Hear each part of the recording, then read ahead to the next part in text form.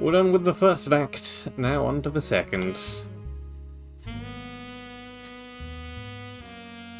Oh, I'm good.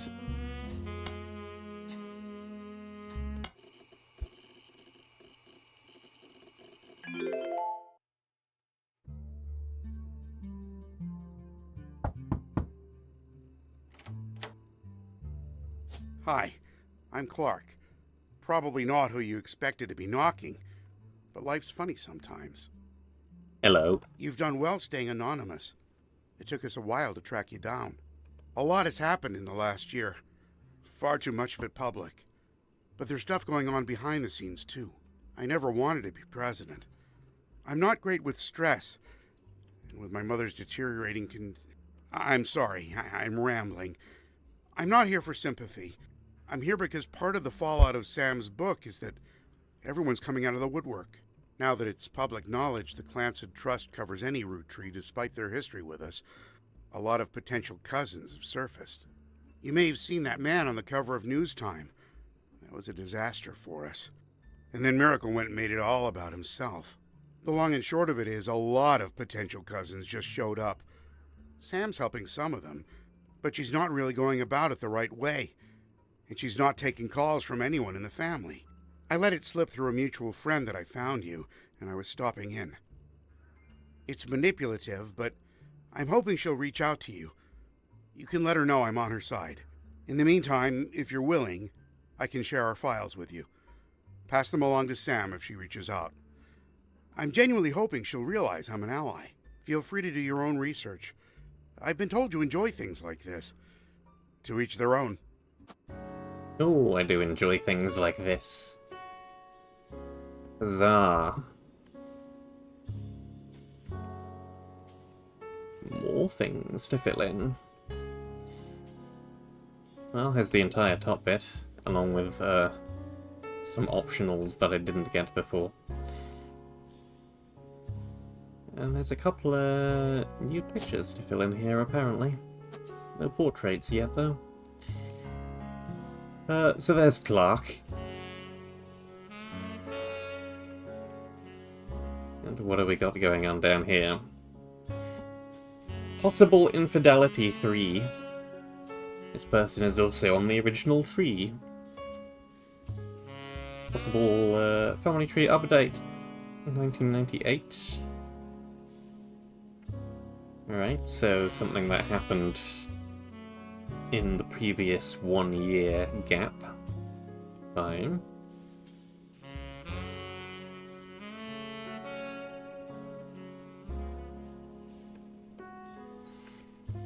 Infidelity, split up, first affair. That's a lot of affairs. 5.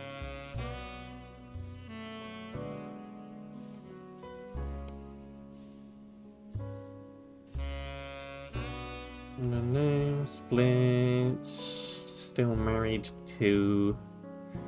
There's a notable down over there. 1. Only a single instead of a whopping great 5.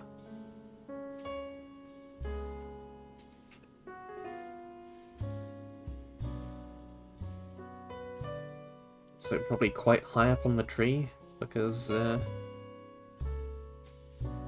already had one, whatever the heck this bit of string is down here. Someone who we're never going to find out anything about. And then they married twice?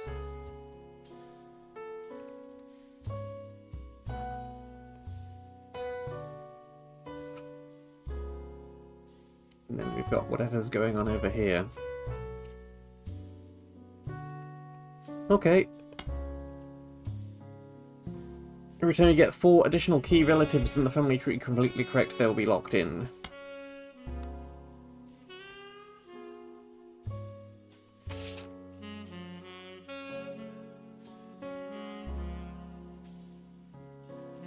Mark Rafferty-Leroux, current president of the Roottrees Candy Company, explained that multiple people have come out the woodwork claiming to be Roottrees.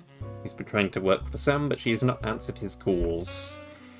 To both of you, the company I hired to help us with the clans to trust is busy pouring through the entire family's history as well as people they may have had contact with. That said, the family is not particularly happy with this and are doing their best to slow things down.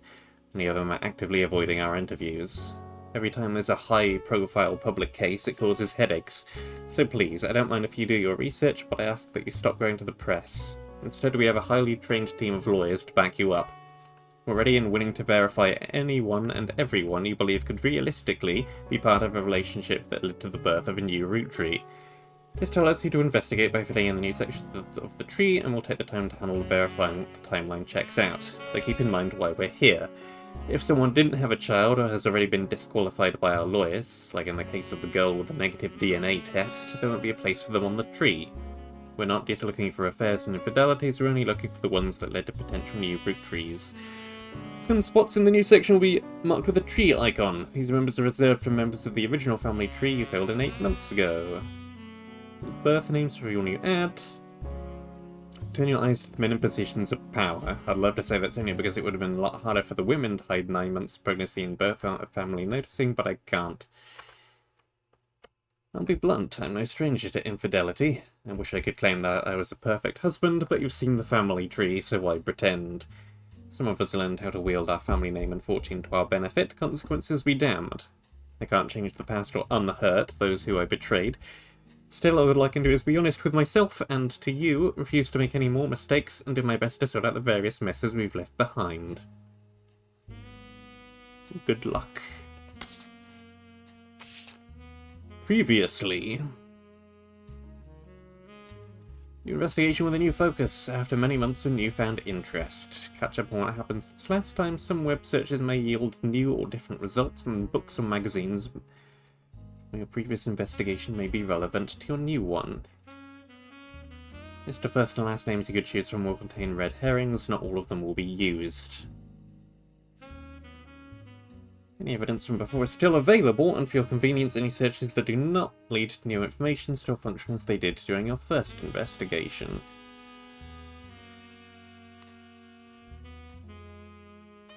I do not have my old list of notes.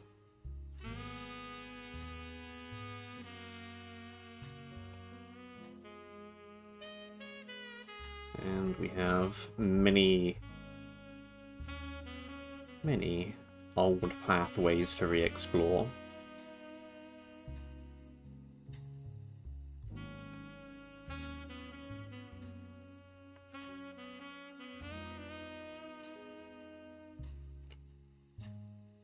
Well,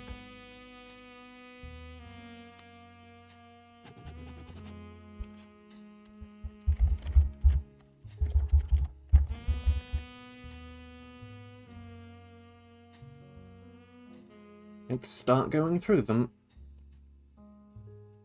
Highlights. Highlights. Highlights.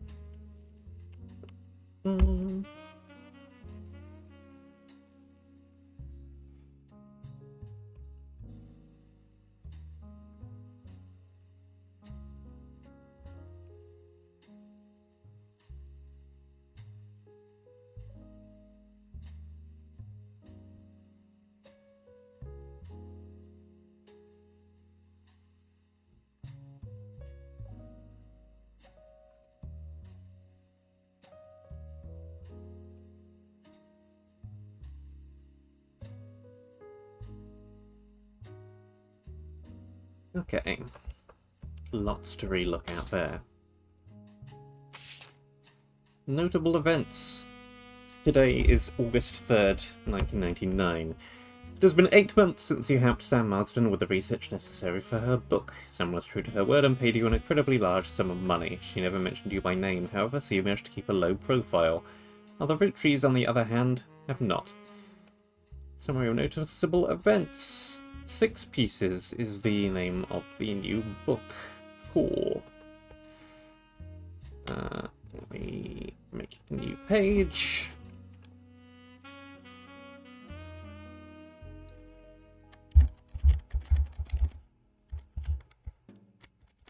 New threads.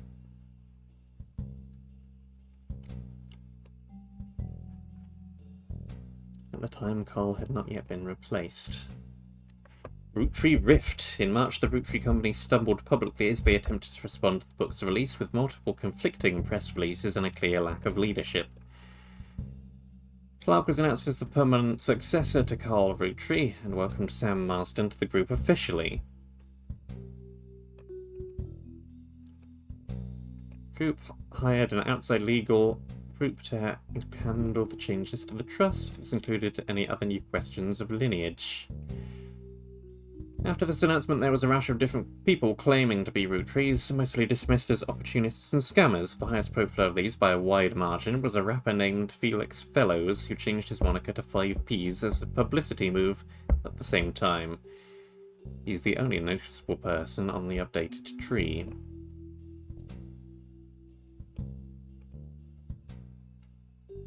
Another high-profile misstep, Miracle Roottree publicly and vehemently denied that 5Ps was a Roottree. Roottree's legal team then offered to do a DNA test to get 5Ps to drop his claim, and in a moment that caught what seemed to be like the entire world by storm, the test proved he was. Suddenly the world was obsessed with the Rootrees. In July, an anonymous woman, who the press began to refer to as Anonymom, appeared in interviews with her face and voice disguised. She claimed that an affair with a Roottree led to the birth of her daughter, aka John Doe Roottree, Jane Doe Roottree. If true, this would make her daughter yet another secret Roottree and therefore entitled to a share of the Clancy Trust. Nobody knew it at the time, but this would turn out to be the last chapter in the Roottreemania saga. As more and more of Anonymous story came out, people began to notice how much it echoed 5Ps in nearly every significant way. The court of public opinion began to turn, confirming the world's suspicions. The DNA test, orchestrated by lawyers on both sides, proved that her daughter was not a Roottree. This final event caused public disappointment, smugness from doubters, and countless accusations of the entire deal being an elaborate hoax or attempt at fraud. Things got a bit ugly, and the fun of Roottreemania seemed to disappear overnight. Now, a month later, it feels like a distant memory.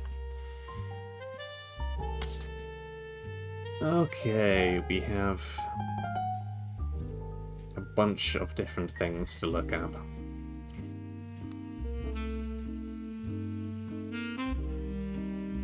Where to even begin? We still have that.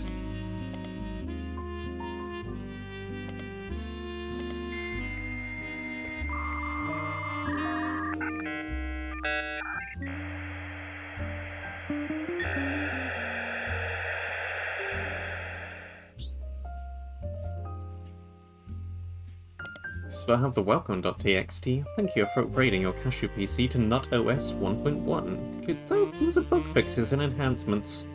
The computer is now ready for Y2K. We recommend shutting it down on New Year's Eve just in case. File names can now be up to 20 characters long. Putting a CD in the drive upside down will no longer heat the plastic to dangerous temperatures. We no longer prompt you to replace the printer ink when it's still 50% full. The Cashew PC Corporation cannot be held liable for any so-called incidents of computer poisoning. Ugh, where to even begin?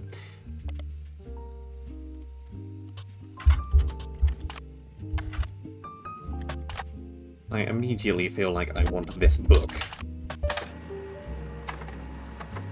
Sam Marsden's book was released earlier this year and details the truth about Elias Roottree as well as Sam's fathers, Edward Clancy Roottree and John Miller. You helped verify her story, so much of the book's core contents are familiar to you. That said, Sam had some sections on other family secrets and rumours. Much of it didn't matter to the primary purpose of the book, and some of it is new to you and may be important to your new search. Evidence obtained.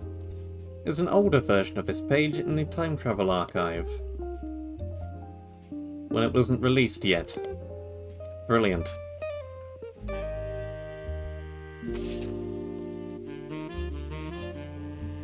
There he is. Sam's book has a few different passages about her own history with the company and the rumours and gossip she collected during that tenure. She ran the farm for a period starting from around 1968, after the death of Elias Rootree, until her daughter Gwyneth took over in 1984. Most of the relevant rumours coincide with the reign of Guy Hudson, who took over as president from 1978. Sam was very much not a fan of Guy, and according to Six Pieces, it was an open secret within the family that Guy was very much not a fan of remaining faithful to his wife Patricia. Many of their hires at the time were young single women, and Guy often spent a lavish amount of money on private parties. This was 20 years ago, and Sam warns that most of it is hearsay. Still, you find the following information that may be relevant. One of Sam's farm supervisors— I need a new page for this again. This is a lot of text and I'm gonna need to pass. Book. One of Sam's farm supervisors was named Elizabeth. Elizabeth had a daughter, who Sam never met, but who worked as one of Guy's secretaries. According to Elizabeth, a caterer from a local restaurant called Anatoly's met her daughter at one of Guy's parties, and they eloped quickly due to a pregnancy. Elizabeth wasn't aware that the party was for swingers. Rumour has it that her daughter showed up with Guy and didn't seem comfortable switching partners.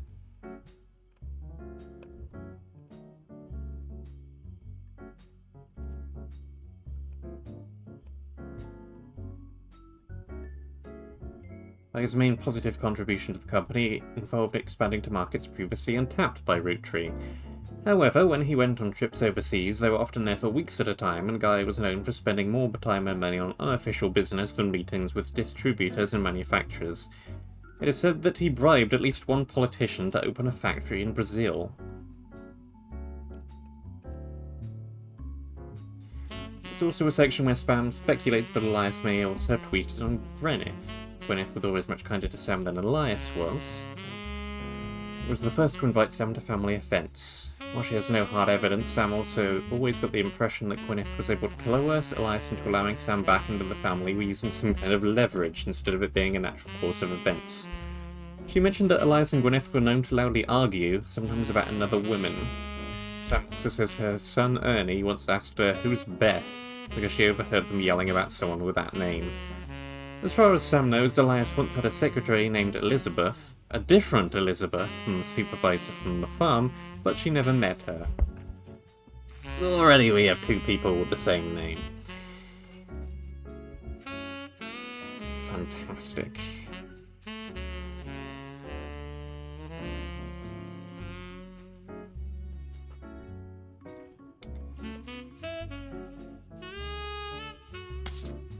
Okay.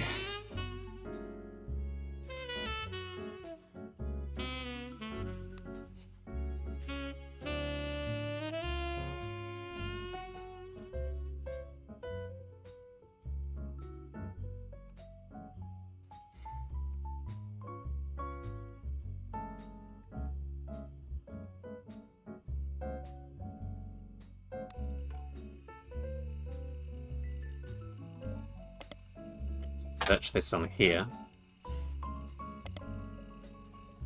Upcoming book. Six Pieces, Unwrapping America's Sweetest Family by Sam Madston was released in early 1999 and perhaps assisted by the still relatively recent plane crash, shot to the top of the charts. Time on the bestsellers list was limited to only 2 months. Most reviewers agreed that the core of the book was compelling and the takedown of the hypocrisy of Elias Rootree was deserved. However, many took umbrage with the timing of the release and the tone of the book that seemed vindictive. The fallout from the book led to the Rootree company scrambling to release a statement, and due to conflict of leadership, famously released multiple conflicting official statements over 3 days. This confusing move was referenced in popular culture due to a late-night sketch about indecisionitis. But more traditional analysts have been calling it the Rootree Rift. A few months later, due to Roottreemania, the book re-entered the charts and sold even better than the first time.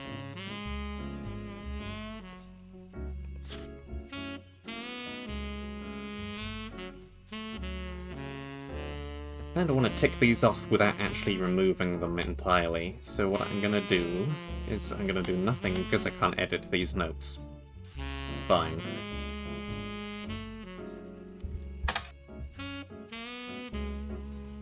3 press releases from the Roottrees Candy Company after the release of 6 pieces were referred to as the Roottrees Rift due to the clear conflicts between them. The first was fairly standard. It stated that there was no president of the Roottrees Company, but the entire family was made aware of the release of the book and they would be meeting as soon as possible. Only then could they verify the legitimacy of the claims raised and decide next steps. The second release was emailed to business newspapers 3 hours later and announced that after a vote, Ron Roottrees would be taking over temporarily as an interim president.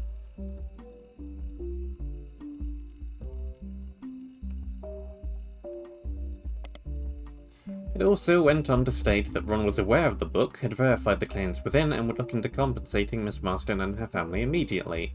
It also stated that the company lawyers would be taking immediate steps with the family to revisit the Clancy's Trust's terms to make sure nothing like this could happen again.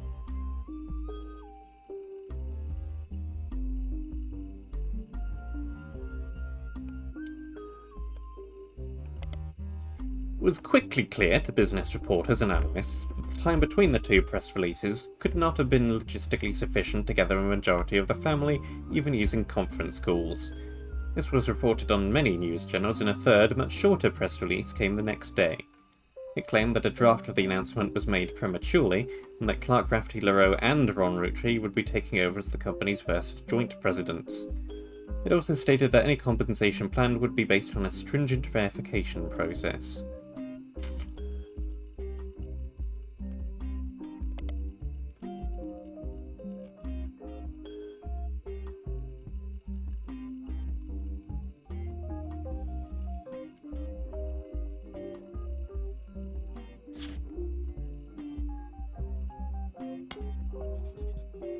While we're on the topic, I think I'll search for this at the same time.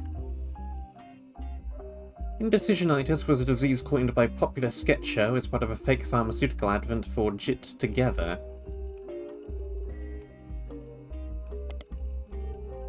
Leads to the same place. Figured it probably would. While the segment isn't fully about the Roottrees Candy Company, it was released in the weeks after their bizarre response to the release of 6 pieces by Sam Madston and references the recent news. In the sketch, a woman ordered a number 5 at a drive-through speaker. Then after pulling forward, she changed her mind at the window, asking to switch it to a number 3. This caused a lengthy backup and annoyance among the restaurant's employees and other patrons. As she pulled away, as the employees began helping other customers, the same woman then barged into the restaurant and passed the current line, loudly complaining that she didn't receive her number 5. After this, the sketch transitioned from the restaurant scene into a pharmaceutical commercial. A doctor claims the woman was suffering from indecisionitis, a disease that causes extreme confusion and irritability, and has recently been found to severely hinder the leaders of large corporations, but could also spread to humans. The doctor then recommends JIT Together, a fake pharmaceutical drug. Multiple testimonials use variations of the catchphrase, "When I can't make my tough decisions, I've got to get my JIT together." The final testimony includes a bald man in silhouette with a voice changer saying, "I'm not comfortable sharing who I am, but I am comfortable saying that before I took my family's candy company, I really should have gotten my JIT together."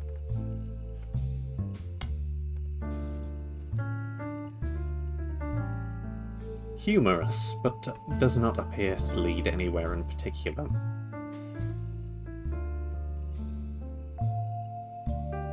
Before I forget any further, I already have something that I can fill in. Oh, okay, yeah, this makes it harder already. We do not have a list of first and last names, we have a list of first names and a list of last names. Can't really process of elimination any of this then.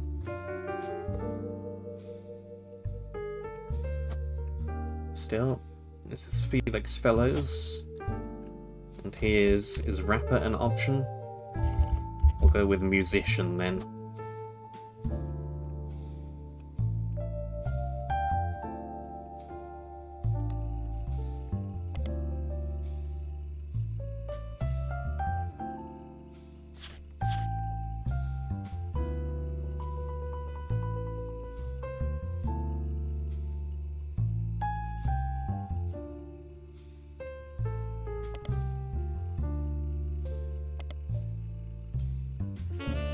Clark Rafferty-LaRoe is the new president of Roottrees Corporation. This does not include Root Dot, which appears to have its own new leadership.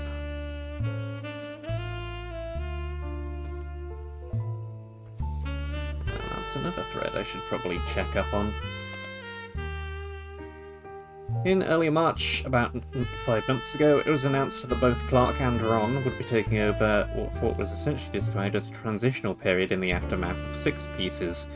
About 2 weeks later, the company released a press statement that thanked Ron for his work but announced that Clark was the new permanent president. This was the information on Clark you knew already. Well, there was Ron Roottrees. If you touch on his complex and volatile marital history, Clark is trying to remain out of the spotlight, but did have one noticeable foray into the public eye. He gained a lot of support when his first move was a statement in favour of accepting Sam and her family into the trust. This also served as an announcement that the Cancer Trust would no longer be handled by anyone in the family, since due to their financial motivation, none of them could ever be impartial. Probably a wise move.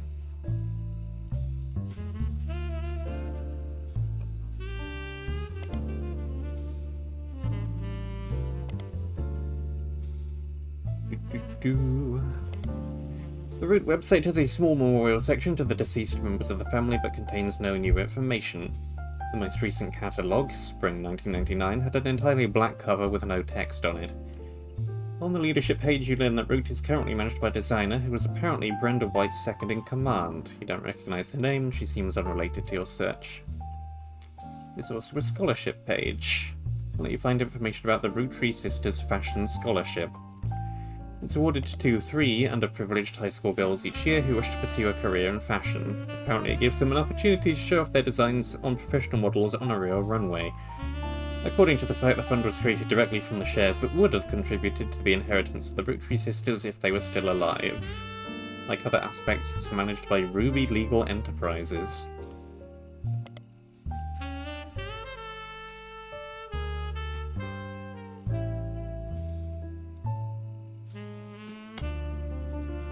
Probably come off my list.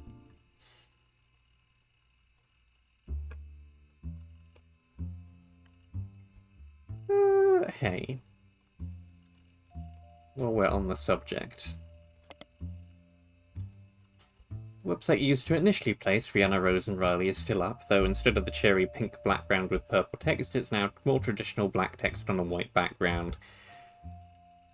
The young webmaster has turned the site to a memorial for the sisters and their father. It seems like she did end up getting her ears pierced like Rose after all.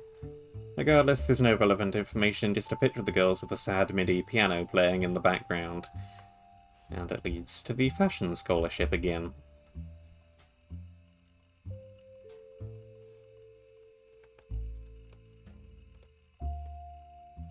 Many websites and news articles eulogize Carl Roottrees along with his daughters and his wife Brenda. As far as you can tell, Carl and Brenda never had any marital issues. You do come across an article about Kirsten Valdez, who claims to have been Carl's high school student before Brenda. She does not make any claim about having had a child with him. She just appeared to be paid to talk about his early life. Most of it is boring. She says that they met when he was sent to a private school near her hometown and broke up when he graduated and moved back to Butler County.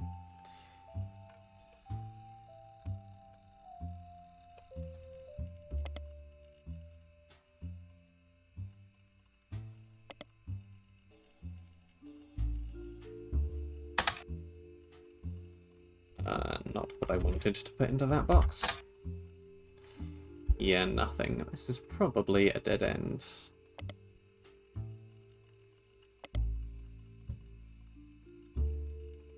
Fine.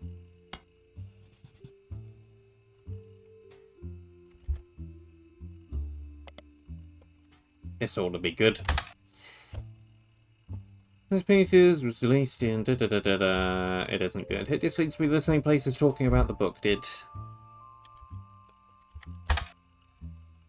5Ps, aka Felix Fellows, is a rapper who's found some recent radio play after being publicly confirmed as a long-lost Roottrees and entitled to part of their fortune. His alias is a play on 5 Pieces. An article on a website known for their particularly harsh reviews of modern music gives his most recent album, Root of All Evil,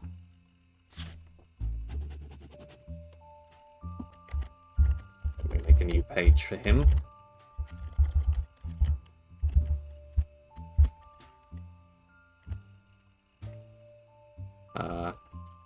I wanted to put that up here.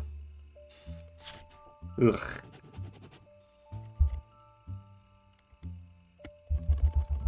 That'll do.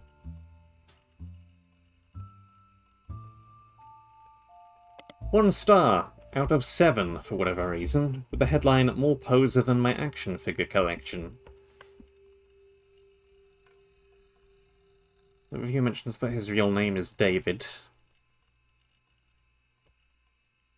That he used to go by Dirty Davy, and the author rues the fact that this rebranding was a blatant marketing stunt at the expense of his mother's tragic past.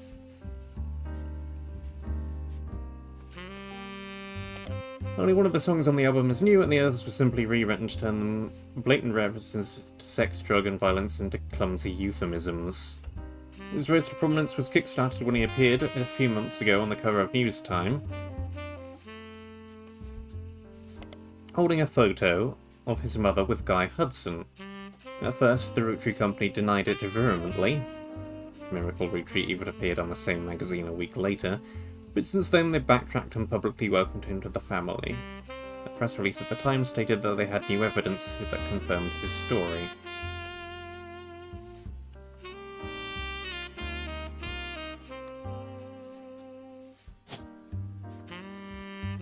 David, actually.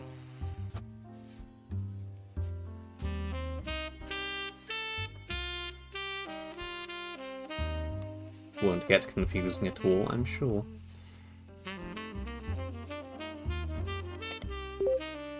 New periodical added. News Time is a major news periodical that issues a new release every week.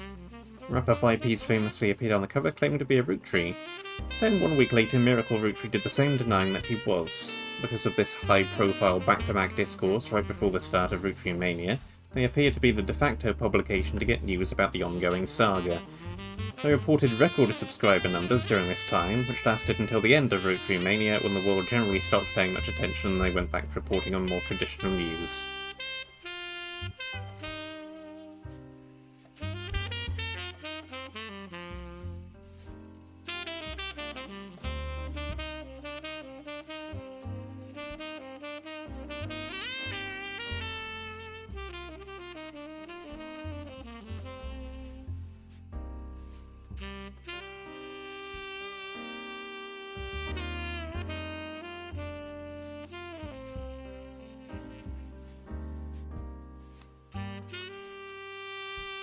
Right.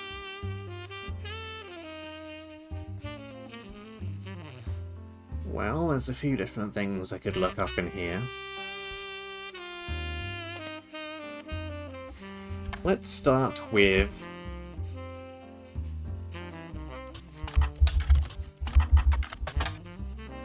nothing relevant. Also, nothing relevant. Probably because I've spelt it wrong again.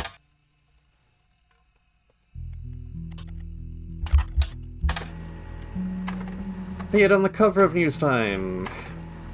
Summary of both articles and a close-up of the photo he's holding on the cover of his issue have been added to your evidence. Hooray. I also want to search him in Modern Music Monthly.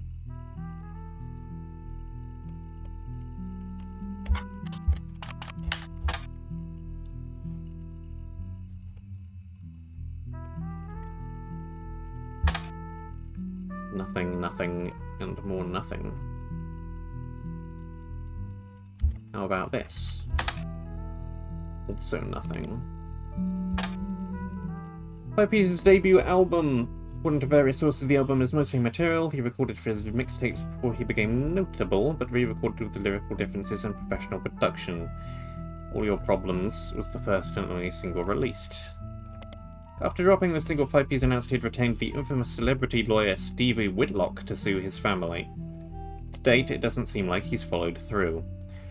At first, the single didn't make much of a splash, but Whitlock, known for publicity stunts, paid thousands of teenagers a few dollars an hour to call and request the video on MTV, which increased its profile. MTV eventually caught on and banned the video altogether, which in return received national news coverage and made the song even more popular. Of course.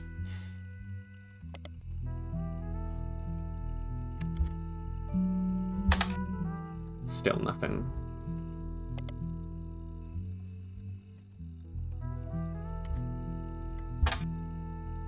Stevie Whitlock is a lawyer with a history of publicity stunts and grandstanding. Still, she's managed to rack up quite a few legal victories for C-list celebrities and athletes. She became famous in the mid-1980s after successfully suing a multinational sandwich company whose 12-inch subs were actually an average of 11.5 inches long.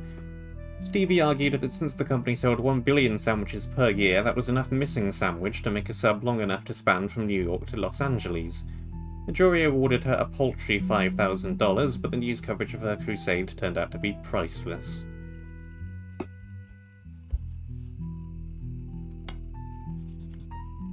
This story sounds familiar to me. I'm sure this is based on something from reality.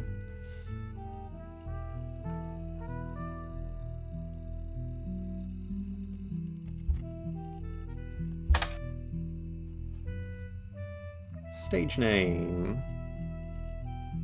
Some people are selling his old mixtapes on auction sites. One is apparently called Dirt A Devil and another Dirt Poor.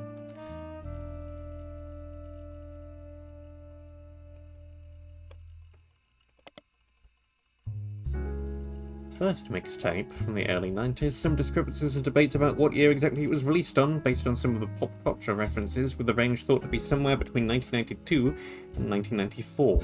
One of the songs, Yes I Can Jump, seems to be at the centre of the confusion.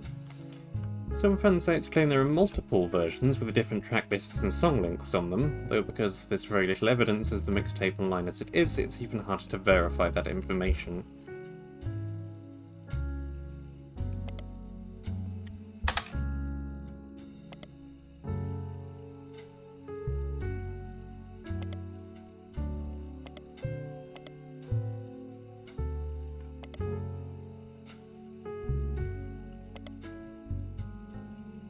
Dirt Bomb was a mixtape by Dirt A Davey, released in 1996. There's a lot of online discourse from people who like to point out that in one of the songs, Felix Fellows includes someone that would be revealed to be his own distant cousin, Rihanna, in a list of attractive women.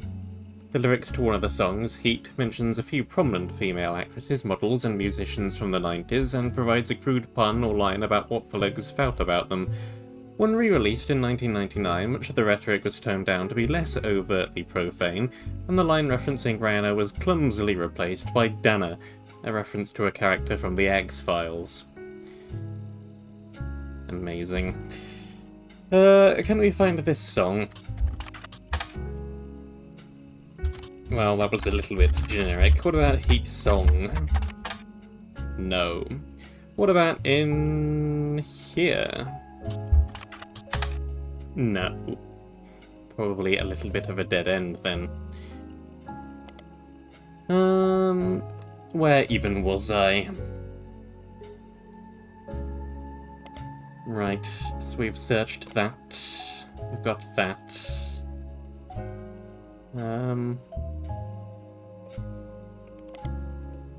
News time. We've got that now.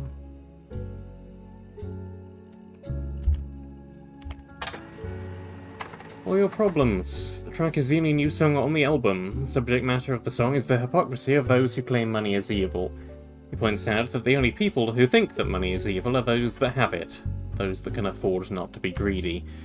In the song, 5Ps triumphantly talks about taking the Roottrees' wealth due to it being his birthright and giving it to those who need it most. You find a copy of the song on a suspicious-looking website and download it for your records. Okie dokie. Well, we have a few different pieces of evidence now. Where to begin? We still have our reminders.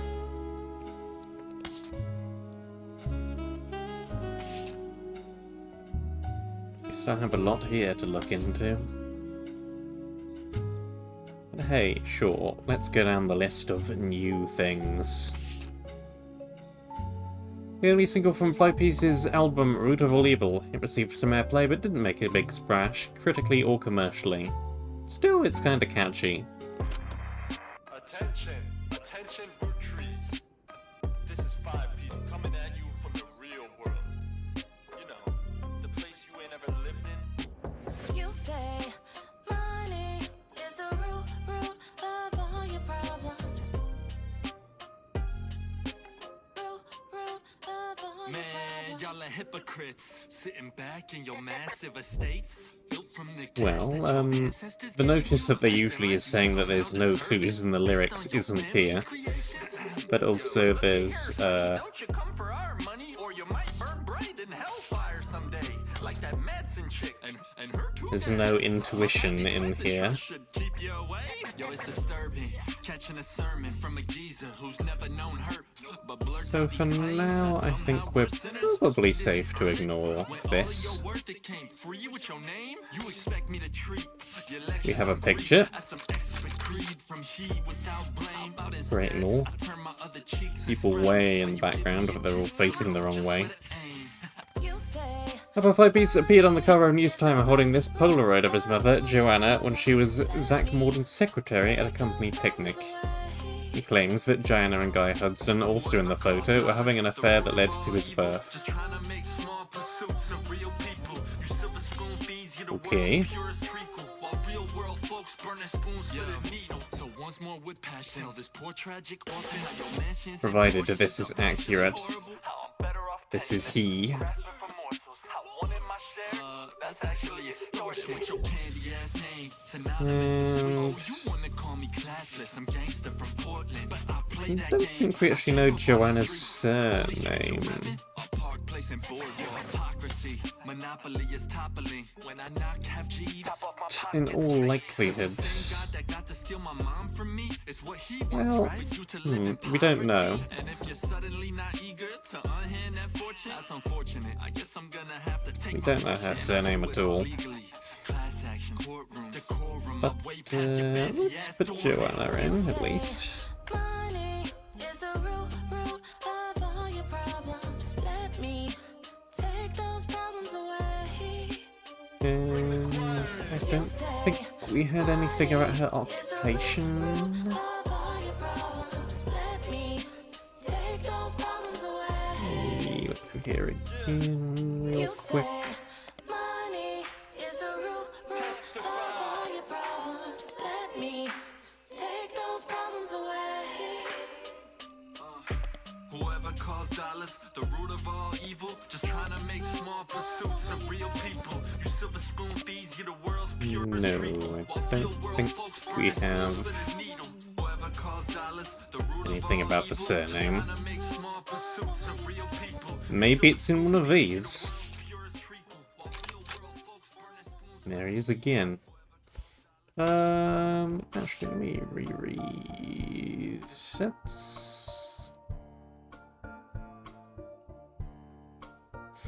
No. It's Guy Hudson. Fine. Blah blah blah blah.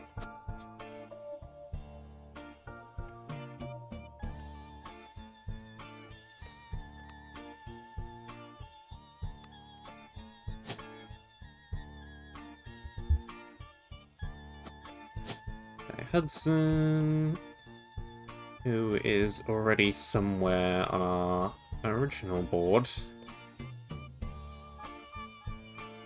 Over here.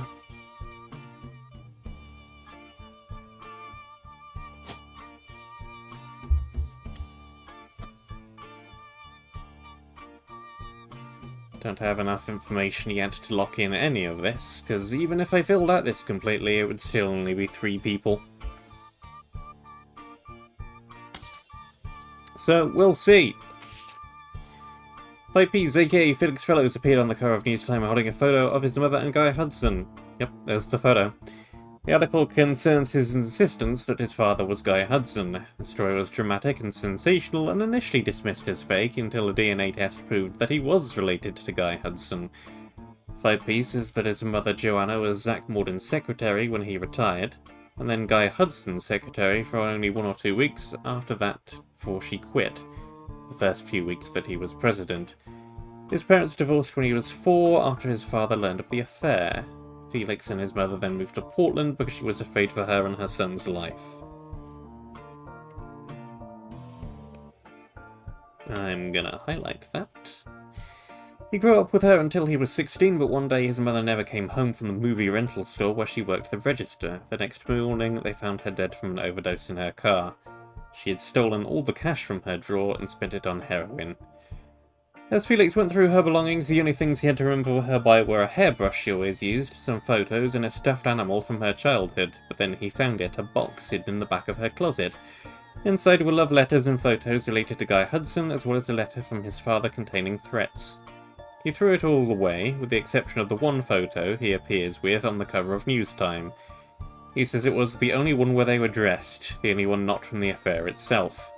The picture is shown in full inside the magazine and added to the evidence, and we've already looked at it. The magazine also includes some additional history about 5P's career. He was born Felix Fellows to Riley and Joanna Fellows, but has never rapped without a moniker. He tried to find success by opening for other artists and even by selling CDs on street corners in Portland. He's only recently started going as 5Ps to harness the power of his lineage. The writer did some research into the truth of these claims and was able to confirm that Joanna did work for the Roottrees company as a secretary sometime during the early to mid-70s. It also confirms she died of a drug overdose and that Felix went into foster care soon after. They were unable to track down his father. They also reached out to the Roottrees company, but at the moment the company's blanket statement was, since the release of a recent book, Roottrees has seen an overwhelming number of false ancestral claims. None have been factual, and nearly all have been knowingly dishonest. We encourage individuals to reach out to us in an official capacity as opposed to attempting to use our name in the media for publicity. Which is fair enough, I suppose. Right, we have names. Well... I mean, obviously, I don't know if this is a surname you were born with. Presumably not, but I don't have anything better to punch in, so let's put it anyway. And then over here we have a Riley Fellows.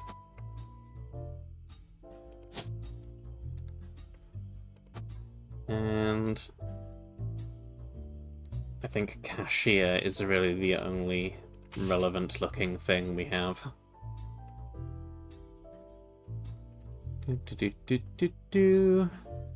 Yeah.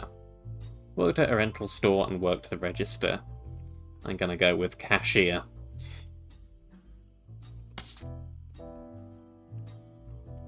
And then over here, Miracle Roottree appeared on the cover of Newstime shortly after 5Ps did.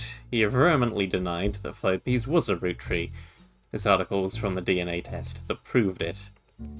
Miracle doesn't focus much on the details of 5Ps' accusations regarding his mother and Guy Hudson. Instead, he comes across as exhausted at the events that have been going on behind the scenes, as well as the character of those he feels are attacking his family.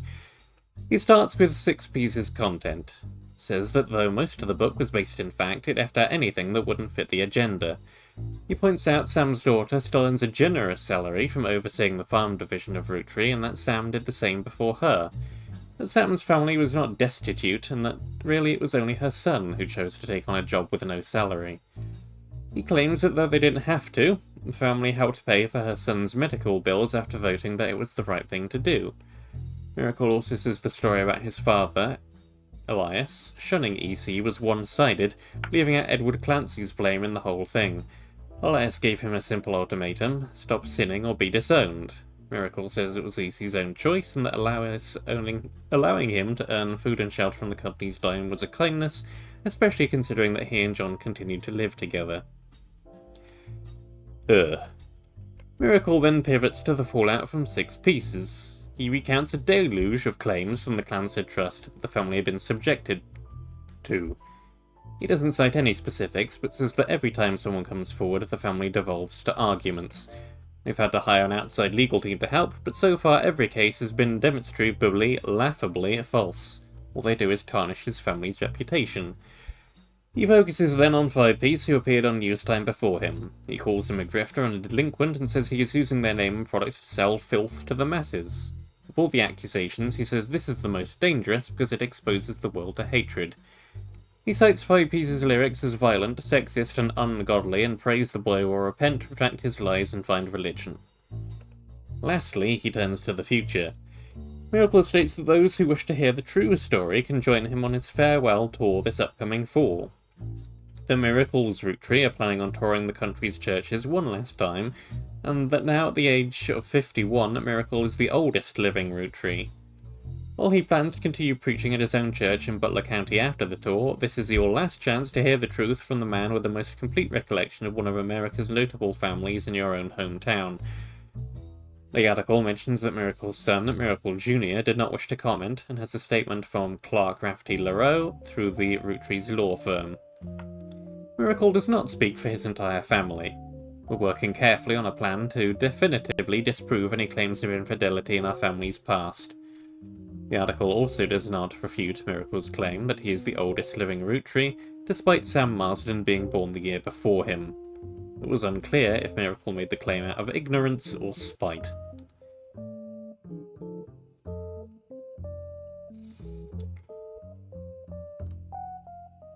Well, that was a lot. I'm not sure where the new thing is in here, because there's apparently something. But, most of it seems to be going over what we already know.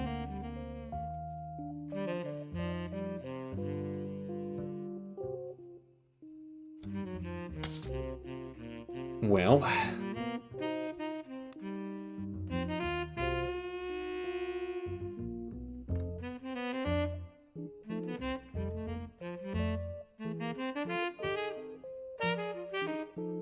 have a new picture of him, I guess.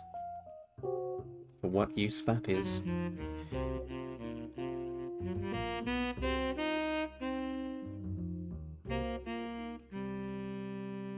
Even add it anywhere. At least not right now.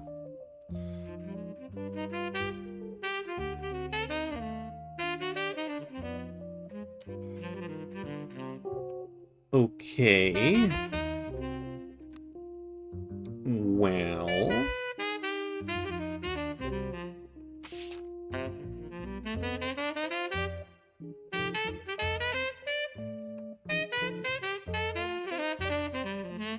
I think we might be mostly dead-ended on this front.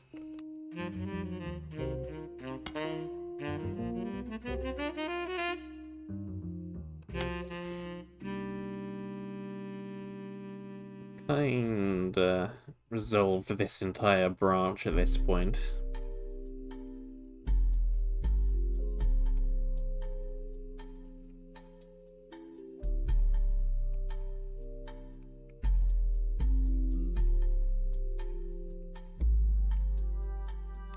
So let's maybe just go check up on some of my other leads elsewhere.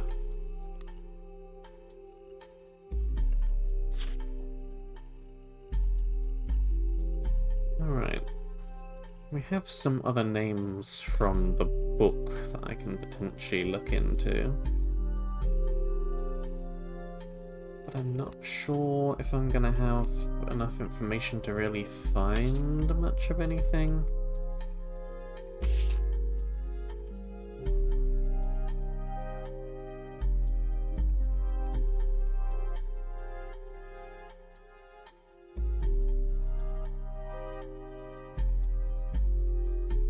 Try and maybe look into here. Let's look into this restaurant. This might be a decent place to look. There are a large number of Anatoli's restaurants, not because it's a chain, but it's because it's a common name for Italian restaurants. Yeah, I kind of figured we would probably end up going into here. Anatoli's. An Italian restaurant and has been in the Butler County Times twice. The most recent time was when it closed in 1992. Let's make another new page for all of this and just go with...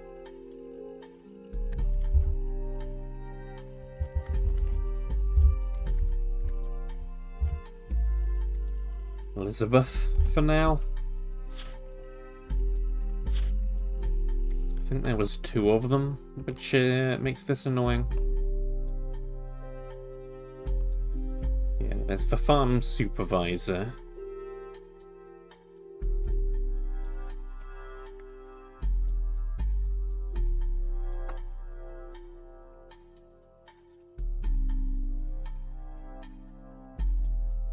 And there's Elias's secretary.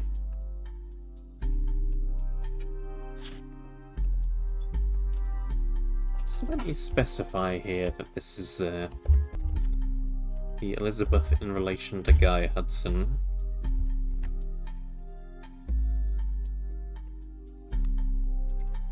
Okay.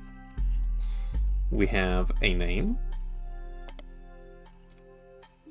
Most recent time was when it was closed in 1992. The owner, Rochelle Zimmer, sold the land the building was on, and at the time of the article she was unsure if the restaurant would move to a new location or if she would retire. Many years before that, there's a puff piece from Valentine's Day 1978 that asked recently married residents of Butler County how they met. Charlene Garland responded. She and her husband Steve, who was a chef at Anatoli's, met many years ago when she delivered produce from her mother's farm. Steve used to work extra hours just to be there during her deliveries. Though they grew apart when the restaurant switched suppliers, they reconnected by chance and eloped at the end of last year. Now she has a bun in the oven, but they're both working as much as they can. She's a secretary but went back to delivering produce on the weekends, trying to save up money to move to Boston and open their own restaurant.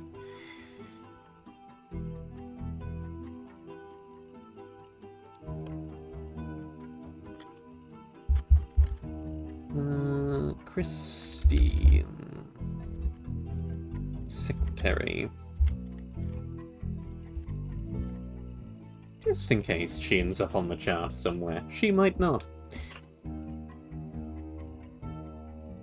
Well, that gives me a couple more names.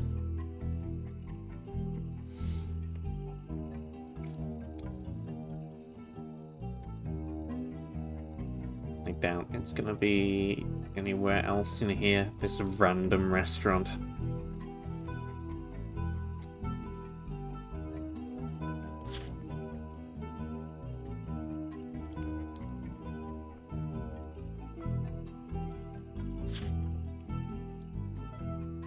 Let's look up these names.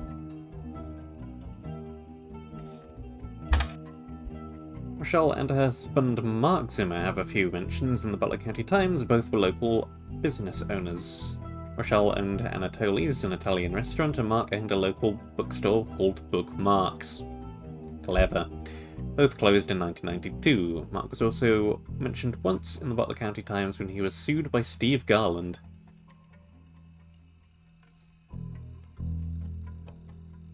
Highlighting that. And that.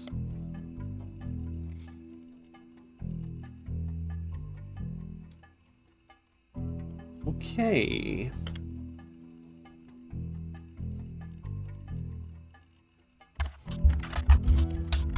Mark Zimmer. Same article.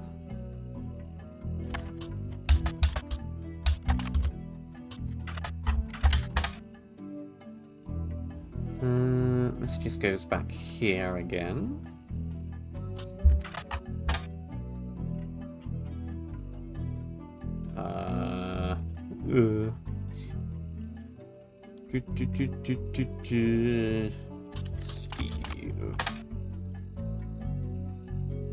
Steve Garland is mentioned in a couple of articles. The first was an article about how he met his wife Christine when he worked at Anatoli's. The second is from months later, in September of 1978.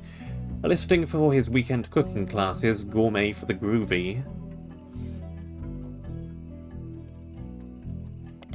The blurb mentions that he's been giving lessons from his home kitchen for the past month so that he can keep an eye on his son. The third was from 1991 and is titled Local Author Sued by Former Butler County Resident. It seems that a local author by the name of Mark Zimmer was sued. Author. Occupation, highlighted, was sued by Garland after Garland saw Zimmer promoting his book Kitchen Tales on television. His recipe book was partially plagiarized from the recipes that Steve Garland would give his students during his cooking lessons before he moved. The article mentions though the recipes are hard to copyright, Garland accompanied each recipe with a short fiction about how he learned it. He's typically doubled as a way to remember certain ingredients. Garland's beamed salad, for example, involved making a trade with a gnome for some magic beans. Apparently, these stories were found word for word in Zimmer's cookbook, in addition to additional stories that followed the same format. Plagiarism.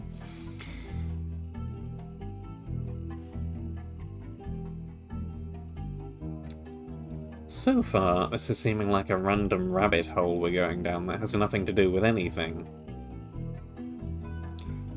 But the only way to know for sure is to keep going down it.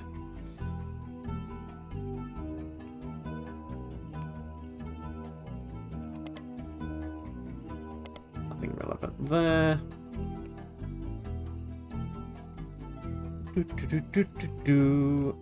Copy. Tasty. Goes straight back to the same place.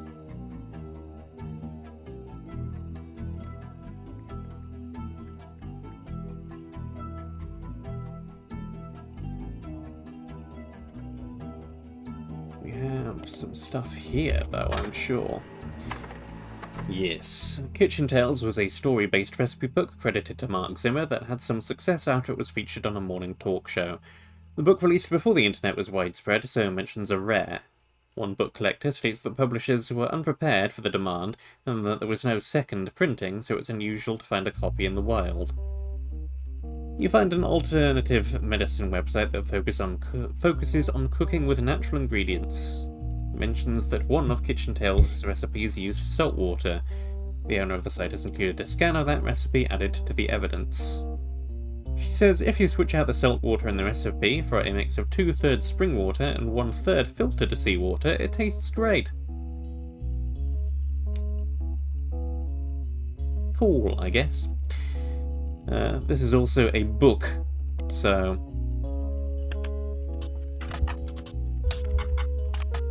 I wonder if it's on here at all.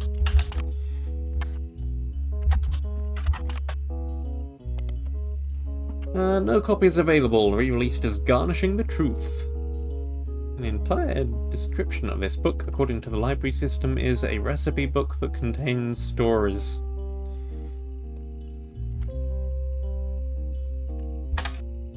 Nothing relevant found. Garnishing the Truth is a cookbook credited to Garland and Zimmer. It was released in 1994.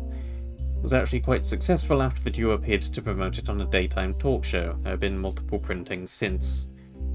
According to a book review, the recipes are accompanied by stories that help the reader remember the ingredients. The reviewer says that it seems perfect for learning to cook with the entire family.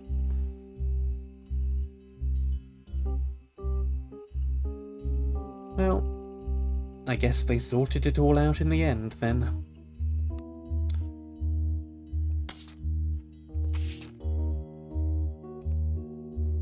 The plated loaf. And this clearly is actually going somewhere, because there's intuition linked to this. Kitchen Tales is a book that contains recipes and stories that had mild popularity but seemed to disappear from online marketplaces in 1992. We found a scan of one story on a website that demonstrates how to bake the plated loaf. For 2 years, bakers Flowera and Yates flirted. They grew their friendship, combined recipes, and combined knowledge. She loved his salt and pepper beard, he adored her rosemary cheeks. They thought sweetly about one another. But he was one day whisked away, conscripted to bake the army's bread. By the oil of the lamp, Flora's tears began to salt her bread. The recipe asks the reader to combine flour, yeast, sugar, olive oil, and rosemary, combine the salt and water together, add to the mixture and whisk until the dough begins to form. It was 10 to 12 years later that they met again, seemingly by fake. Flora's unique dough had earned her a position as the king's personal baker. Yates had found success as well. He baked for the kingdom's 45 diplomats. One day they returned from the Dutch Isles with a gift. 450 unbaked loaves, and were sent to the palace bakery to teach a method that required no kneading. Allow the dough to proof for 10 to 12 hours, then spread it out and let it sit for 45 minutes on a floured baking sheet with no kneading. Next, prepare a Dutch oven. Clever. Preheated to 450 degrees. Upon seeing Yates, Flora was both delighted and distraught. She felt as though she were torn in two. She had not been made aware of the gift and had already prepared buns for the palace ovens. She wished to greet Yates warmly, but was struck by fears that he'd be unable to bake with her, that she'd face retribution for being unprepared. She cried to Yates, adding more salt to her dough. Cut the dough into 2 equal pieces and lightly sprinkle salt across the top of any one of them. Yates eased her pain. He insisted she had no obligation to prepare for a return she thought impossible, but he shared her fear of retribution. He knew if they did not solve her predicament, they had missed their final chance to bake together. In the end, instead of wallowing in the present, they worked together to shape the future. They twisted and entwined their doughs and baked them as one. Thus was born the plated loaf. Word quickly spread of this new delight. The king's decree on royal parchment was that it would be considered a delicacy. Roll and twist the pieces to entwine them, then take the twist and wrap around the inside of the Dutch oven atop parchment from outside inward to make a spiral. Bankrolled by the king, Flower and Yates spent the days baking together. They travelled for 45 years and settled down for 15 more. Their souls were golden with no regrets. Lastly, bake for 45 minutes, remove lid, and observe it until crust is golden brown, which could take up to 15 minutes. How the heck does this relate to anything?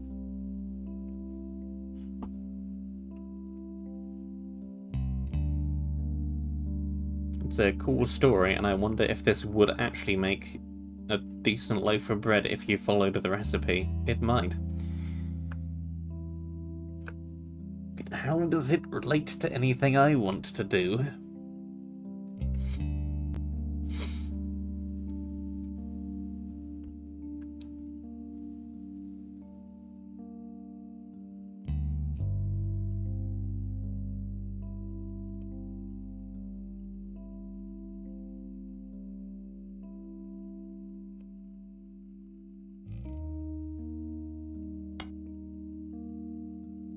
I mean...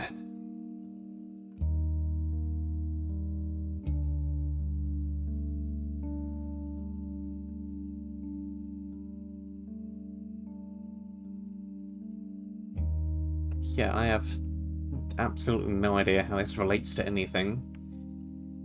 Pretty much everything in this story. Yeah. Flour and yeast. These aren't even actual names.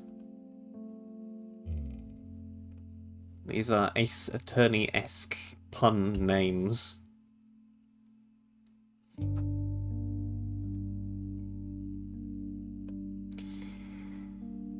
Okay.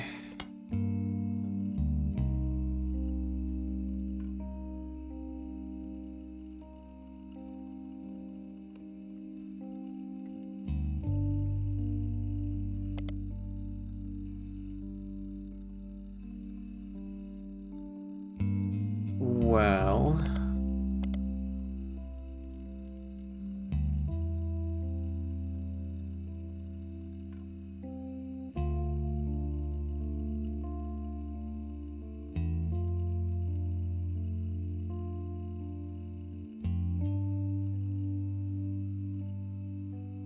it's put me down a big old dead end now, didn't it?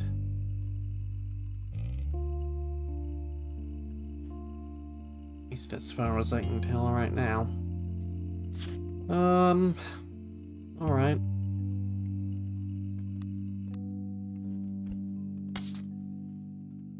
Okay.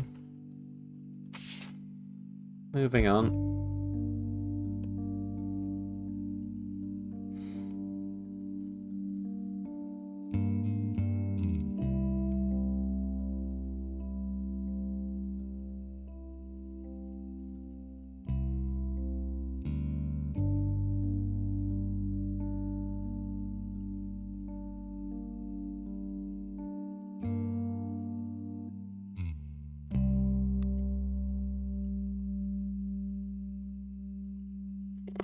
Moving on where?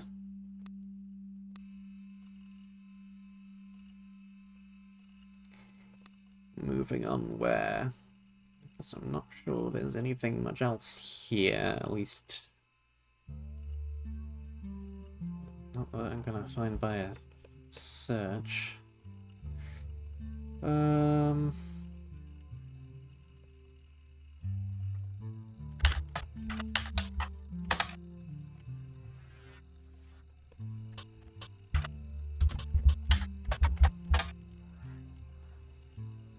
Yeah, page likely irrelevant.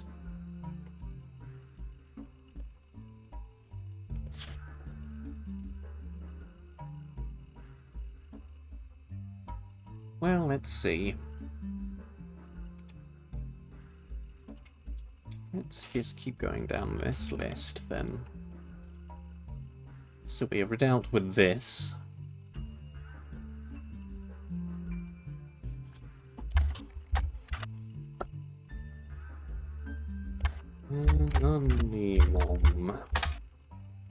The second high-profile case, after Felix Fellows, of a potential new Rootree being added to the Clancy Trust. Instead of claiming herself a Rootree, however, she claimed she'd slept with Guy Hudson and that her daughter was a Rootree. Let's start another new page. For this thread. Accusation came during the height of Roottreemania and began with a brief TV interview. She appeared in the shadows with a disguised voice and promoted an article about herself in News Time.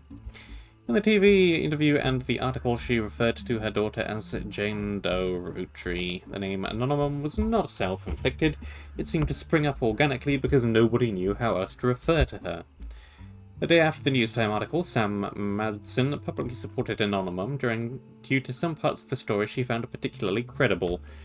With momentum from Sam's endorsement, Anonymum went on a media blitz. Ultimately, this backfired. As more details came out, people became skeptical of her story due to the extreme similarity to Five Pieces.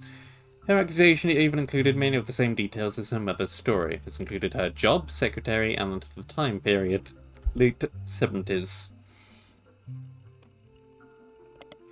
After fumbling the Five-Piece story so publicly, the Roottrees were more prepared to handle all Clancy Trust-related cases. Within a week, a DNA test proved that Anonymum's daughter could not be related to the Roottrees. This was announced at a joint press conference with lawyers representing both Anonymum and the Roottrees. Each party ensured their respective clients provided accurate samples. Immediately after the negative results were released, many of those who had already been skeptical found validated. Vindicated, even. Others who had built up hope that history could repeat itself after Five Piece felt duped. Many people suspected the whole affair had been a hoax to claim fame and money. Many decided that Anonymum be held accountable, and some people even began to attempt to track down her true identity. The Roottrie company felt pressured to put out a second statement to try and curb some of the backlash, even going so far as to say that it was scientifically proven that Jane Doe Roottrie is not a Roottrie, this doesn't mean that her mother and Guy Hudson were not involved in an affair. She had every right to make her claims. It has been verified that her stories about Guy Hudson were not exaggerations. Please leave their family alone.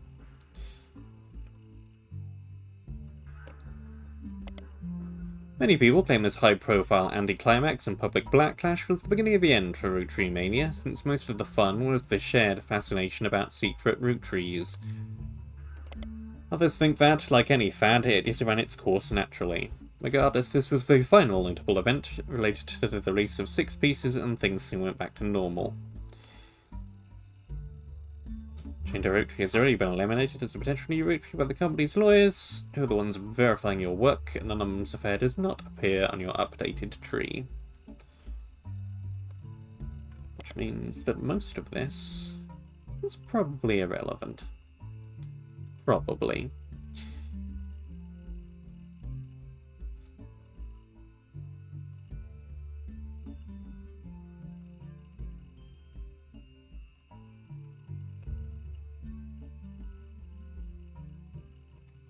Still, let's keep digging anyway. This goes back to the same place. We know there's a News Time article, which also has quotes from Sam Madston in it. That's probably worth finding.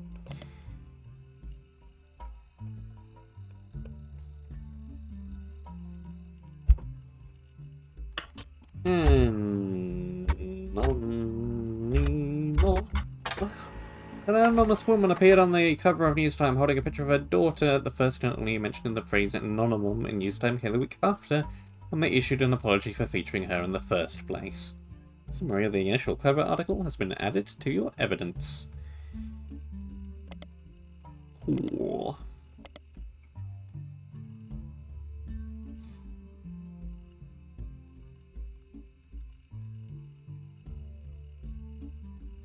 Let's also search this phrase.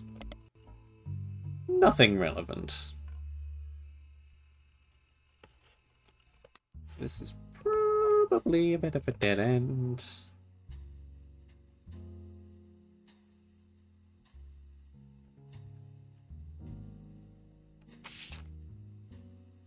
Yeah, there is not even any intuition attached to this. To attempt to really NHS that Anonymous' daughter was not a Rootree, this article that did refer to her daughter as Jane Doe Rootree but did not coin the phrase anonymum came before all that, right around the time of her first TV interview.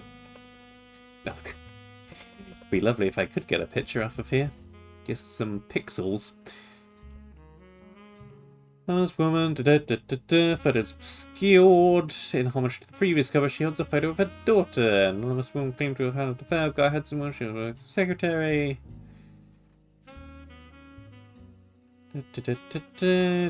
Transition period. She and the woman with the underqualified has never had typewriter experience. According to other staff members interviewed, Guy had his own requirements for hiring women. Parties that we know about.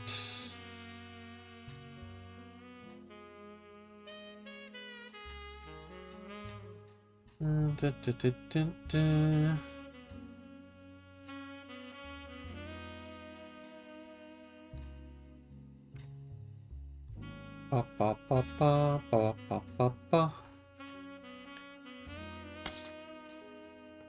Fine. I don't think any of this is immediately relevant at all.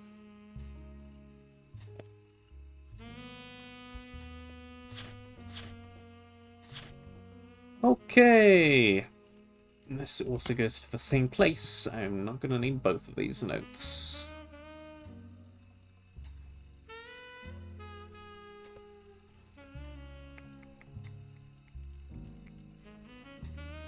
I need to re-look up this name. Ron was announced as president of Roottree during the Roottree Rift, but the next press release immediately reversed the announcement and instead stated that Ron and Clark would take over. A few weeks later, Ron was dropped for the title entirely.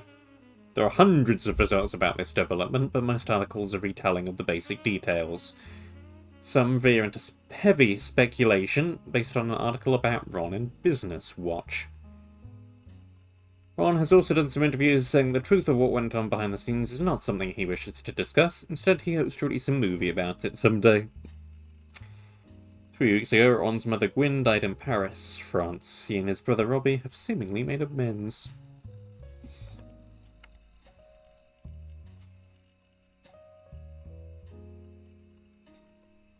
Ron, Roottrees, periodical, Business Watch, go!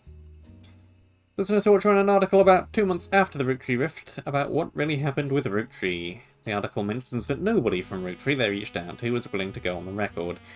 Instead, the timeline of events has been constructed from public record, accidental leaks, and a source on the inside. The only parts that are new to you are also the most vague, the ones supposedly confirmed by their anonymous source. The timeline says that the family actually held a preliminary vote after Carl Roottrees died, but before the release of 6 pieces, and decided they wanted Ron Roottrees to take over because of his experience running RR Productions and because he was a well-known and well-respected Roottrees. But Ron seemed way too eager and personally motivated. They worried he would gut the Clancy Trust to remove Robbie Roottrees. The family was notoriously unwilling to do anything that could risk their wealth. They stalled and Ron became frustrated with the delay. When 6 pieces came out and he saw his chance to force action while the family was in the limelight, he released the press release himself in an attempt to get the ball rolling faster. This caused chaos within the family. They tried to save face by allowing Ron to take over as co-president with Clark, but according to Business Watch's source, Ron was impossible to work with. He seemed like he was unwilling to protect the Clancy trust, and they eventually let him go. After that, the role passed solely to Clark, who nobody was excited about, but seemed like the safest choice. But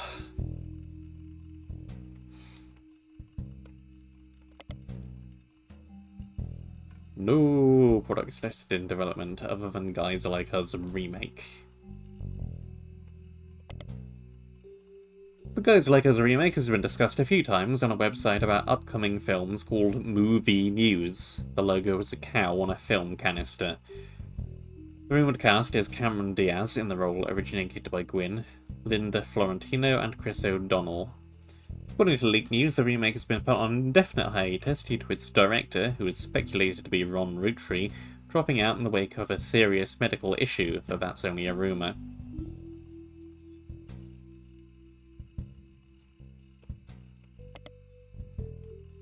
Goes to the same place.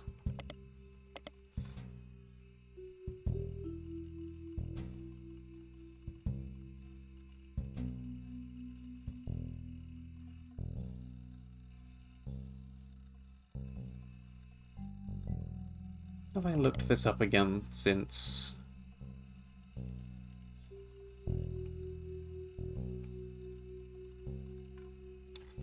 No.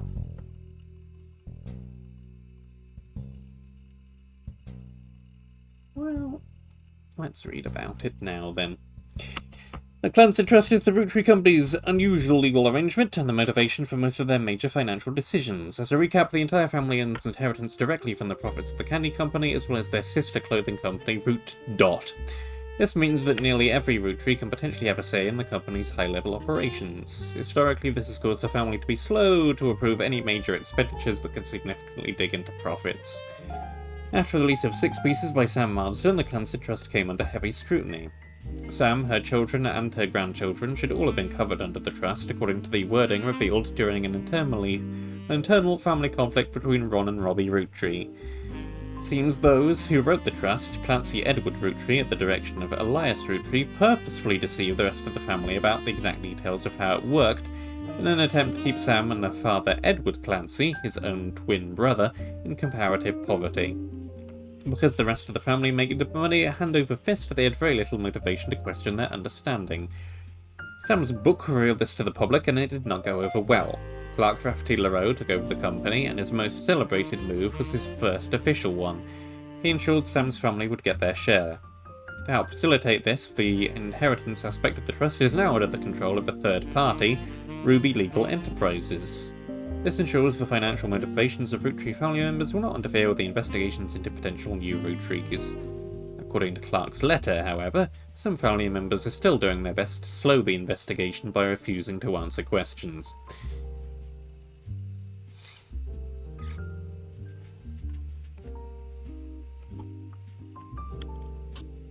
Robbie Roottrees. Robbie Roottrees was released from French prison after serving a few years for assault. His embezzlement and arrest were partially featured in 6 Pieces, as Robbie's participation in the Clancy Trust was a key piece of evidence in Sam's favour, and have since become more publicly infamous. He's not yet returned to the United States, but when journalists reached out to him recently after the death of his mother, he had issued a blatant statement a few days ago. The death of my mother was hard on our family. My brother and I, after spending time caring for her together and mourning, have finally made amends. It was a highly transformative few weeks when it came to our relationship. I am in recovery from my addiction, and a major aspect of this process is that I wish to remain private.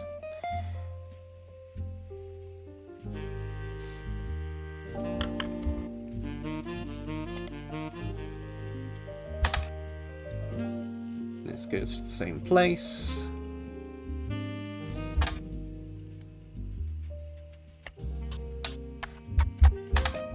And nothing relevant in here.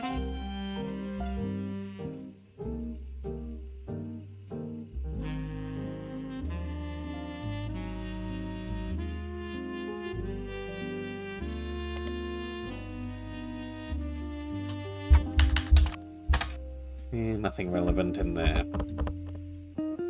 Okay. Down the list we go. The Root website has a small memorial section to the deceased members of the family, but contains no information on a blah blah blah blah blah. Okay. That goes absolutely nowhere.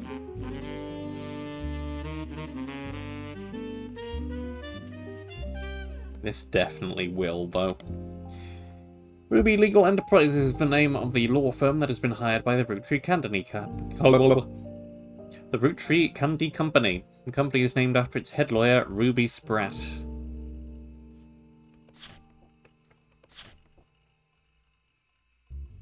Add page. Wrong.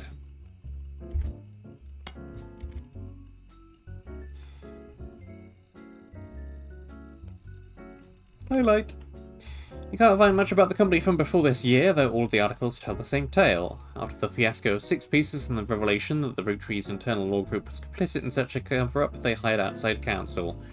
The Ruby Legal Enterprise Group now seems to have ties to multiple aspects of the Roottrees Corporation, including the company and Root. They are recently in the news due to a high-profile lawsuit they raised against Cicely Sanchez.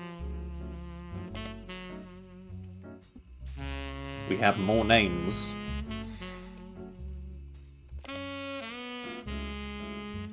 This just goes back here again. Okay, names. Ruby Spratt, like her legal company, is relatively elusive. The most complete source of information you find from before her time with the Roottrees is from the website for a magazine owned by a major airline. She was the subject of one article from a recurring series about modern-day success stories. Ruby grew up in foster care but excelled at school and earned a scholarship to study at Mid-Eastern University. There she graduated at the top of her legal class and was quickly hired as a lawyer for a prominent firm. There are a few high-profile corporate-involved cases she was a part of. One was as a legal consultant for a class action lawsuit against a manufacturer of steering wheel covers. Another was to help a local gas station chain in her hometown of Portland with the rollout of a promotion that allowed gas station customers the ability to bet on the price of gas. The blurb ends by calling her new firm a double threat.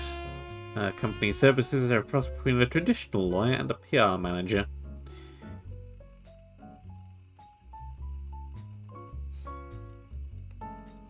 Ooh, that does not seem relevant. Cicely Sanchez is an author best known for Portrait of a Changed Man, released in 1979. A follow-up for Foreign Gospel, 1984, did not perform nearly as well critically, but still sold quite well respectably. She's written a few more books since then, including a biography of Van Gogh, but her first 2 are her claim to fame. According to a site about authors, Cicely is known for her non-fiction, with a focus on exploring darkness in the human psyche. Recently, Cicely appeared in a magazine called Pico Tea, with an article about a book she had been commissioned to write for Guy Hudson. Aha. Relevancy. The magazine and Cicely herself were immediately hand-issued a cease and desist due to its inclusion of pictures that she never had the rights to publish. The issue was pulled from Shaw's store shelves, making it an instant collector's item. And that is presumably what she was sued for. Well, fine.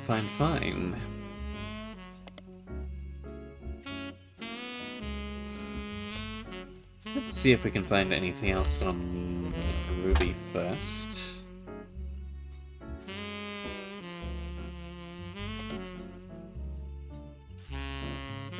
This goes back to the Clancy Trust again. Clark Crafty Luro, as well as Ruby Spratt and her company Ruby Legal Enterprises, were featured in Business Watch after the company took over as the keepers of the Clancy Trust. There's an article about that process that interviews both Clark and Ruby. It seems that Ruby actually approached the Roottrees sometime in late March after the Roottrees rift, but well before Roottreemania. An accomplished but relatively low-profile lawyer, she offered to work for very little money so long as she could be a public face to build her reputation. The family quickly jumped on this chance, as many family members often attempt to spend as little as possible to keep their shares of the Clancy Trust as high as possible. In looking over the Clancy Trust more carefully than anyone had done in years, Ruby came to the conclusion that Clancy Edward Roottrees' implementation was not legally sound, and that there would be constant legal challenges without some modifications. The family decided to put her in charge of the trust, both locally and as a public face, to prevent further issues. Her first move, as a sort of trial run before she was even hired permanently, was to have them draft a public statement accepting Sam into the family and declaring that they'd begin to address the Clancy Trust. This went quite well, and they officially hired her in early April. Ruby Legal, as it's shortly known in shorthand, is now in charge of many financial aspects of the company, including verifying any claims to the trust and organising the various charitable causes of scholarships and certain. Fine.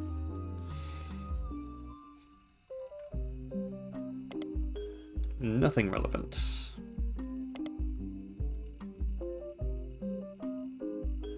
Newstime briefly covered a lawsuit between Ruby Spratt and Piketty magazine surrounding Cicely Sanchez. They said that Cicely didn't have the rights to redistribute the photos in the magazine of Guy Hudson.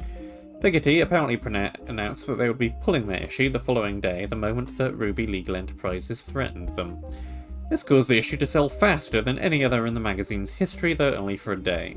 Even people that never would have normally purchased it went out of their way to buy one, just in case it would be worth something someday.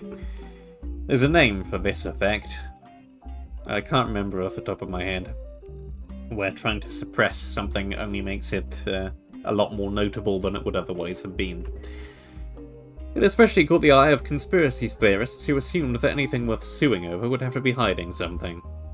An expert legal analyst from Newstime states that it was unlikely that Ruby could have had the story pulled if it had gone to court, and Piketty likely got a lot more eyes on it than it would have if the Roottrees just ignored the story.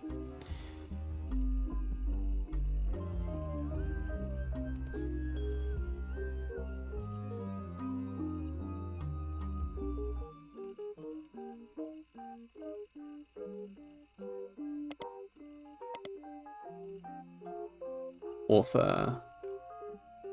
Fine. Let's look up these books.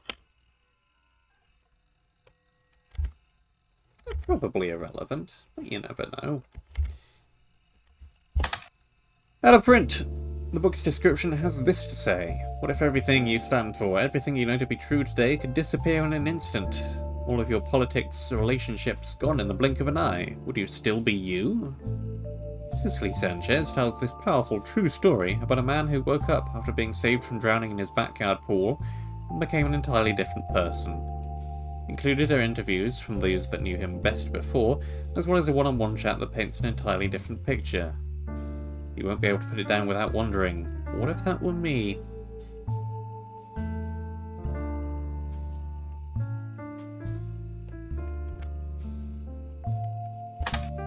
Foreign Gospel, out of print, tells the tale of a man from the Catholic Church who claims he was told by God that he should travel to Thailand and begin to preach, specifically with the goal to convert 10,000 people. He returned to the United States after just 2 years, claiming to have succeeded. This book tells his version of the story, but the author, Cicely Sanchez, also travelled to Thailand to investigate these claims and talk with some of the so-called converted. Interesting, but completely irrelevant. Well, we have a new magazine here, though. A Piketty is a category of flower with an outline around the edges of its petals. Amazing.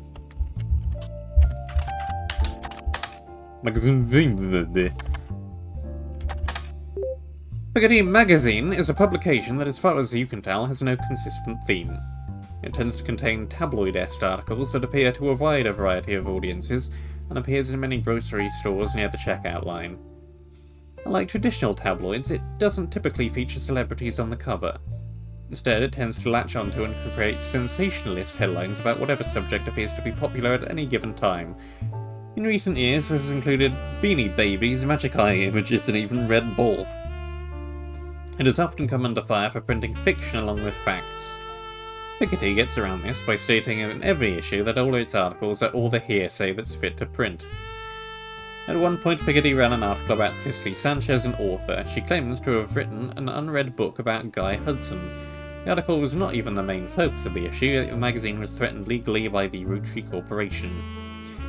A particular issue, the Big Sass Sea Bass issue, was pulled from shelves. It has now become a collector's item, especially amongst conspiracy theorists attempting to figure out what the Roottrees company was hiding. You find a recently finished online auction that listed a copy at over $1,000, though nobody bid.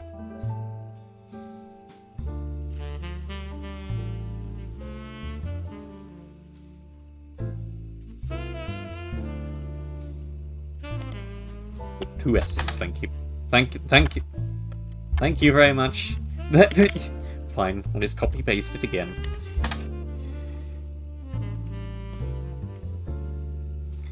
Big Sass Sea Bass is a talking fish that sits on a fake mount on your wall. When you press the button and speak into it, it mimics your voice, then insults you.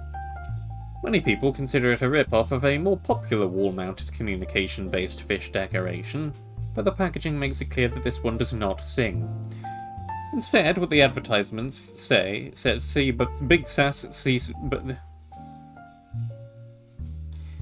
Instead, what the advertisements say is that Big Sass Sea Bass, thank you Tongue Twister, apart from its competitors, is a sardonic and sarcastic wit that will leave you reeling with laughter. It's oceans of fun for the whole family. You'll be hooked on this big sassy bass. The words reeling, oceans, and hooked are conveniently bolded to ensure you recognise how clever the copywriter was. Recently, it appeared on the cover of Piketty magazine in the same issue that a Roottrees-related article appeared. That issue was removed from stores after blah blah blah blah blah. Brilliant.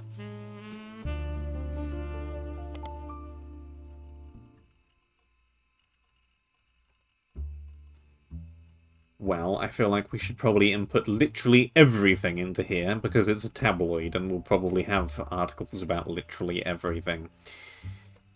Here we go. Nothing relevant found.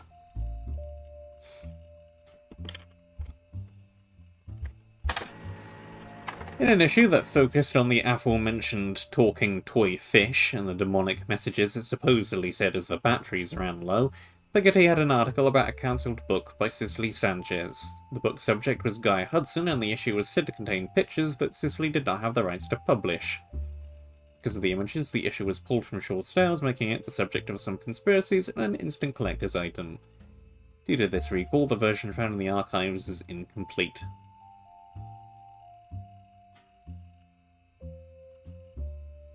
And I feel like we can probably discard some of this information.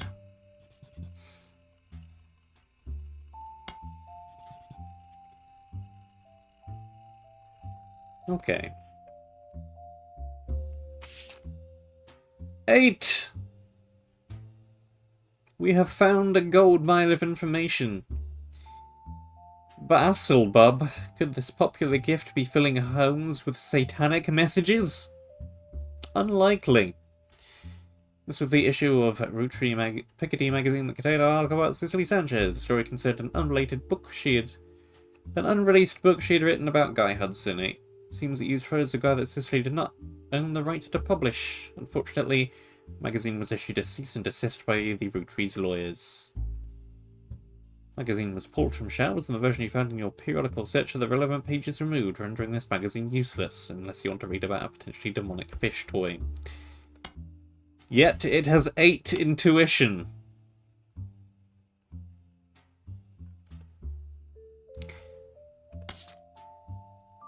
We gotta get our hands on these missing pages somehow.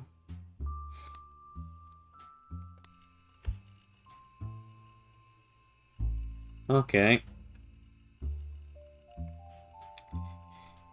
Meanwhile, Piketty is not afraid to expose details that other publications would not. Shortly after the announcement that Jane Doe Roottree was not a Roottree, Piketty exposed personal details about the story of Anonymum under the headline Anonymum the Anonicon. He said Anonymum worked as a manager at a department store in North Carolina and that her daughter's name was Courtney May.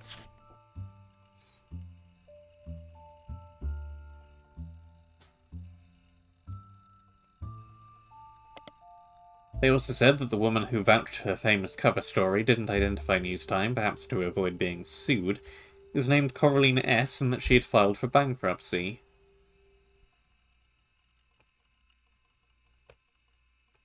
The article speculates that Anola Mum and Coraline were in it together and even speculates that they might have been lovers.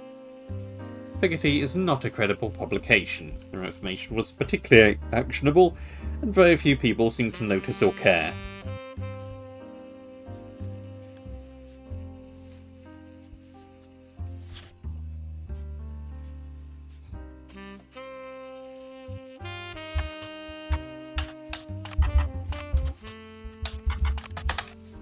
Nothing relevant.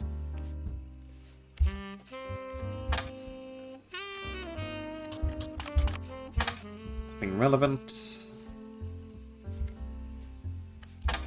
Nothing relevant.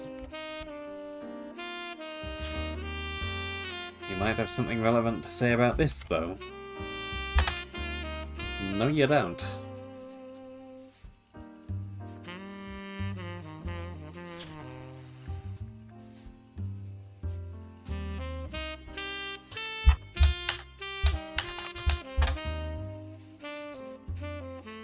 If I spelled it correctly.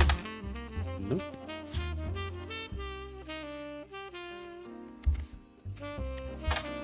Nope. I might just have to go more generic here.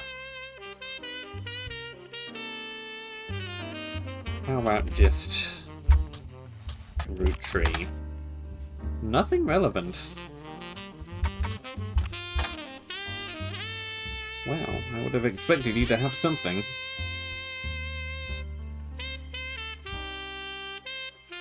Turns out you have literally nothing.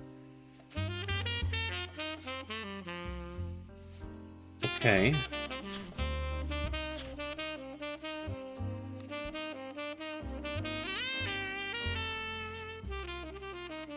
Well...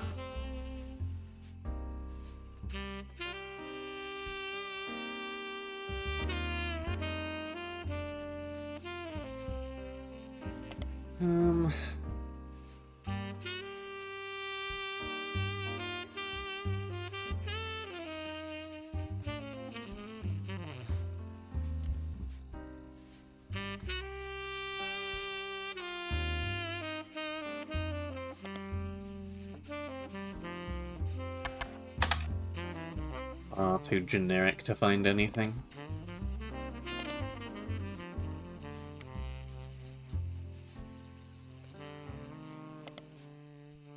Yeah.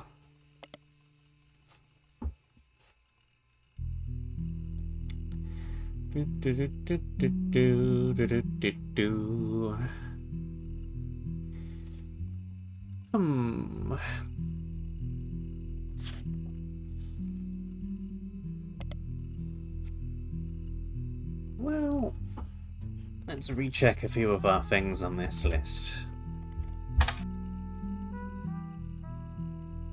Much has changed over the last many months at the Roottrees Candy Company. One of those things is its website.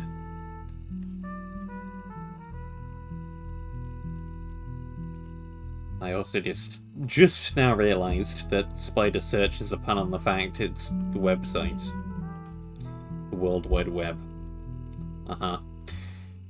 Though during your last search you only got a good look at the history page, the design itself has clearly become much more sleek and very corporate. Gone is any history focused on Elias Roottrees.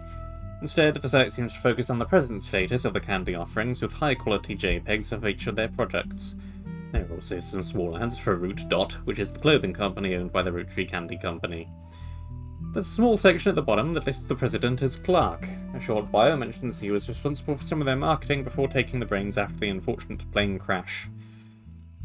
There is also a small memorial section for those who perished in the plane crash, including the Roottrees sisters Colin Brenda, Kurt Johnson, Mark Sanchez, Trish King, and Eliza Nicholson.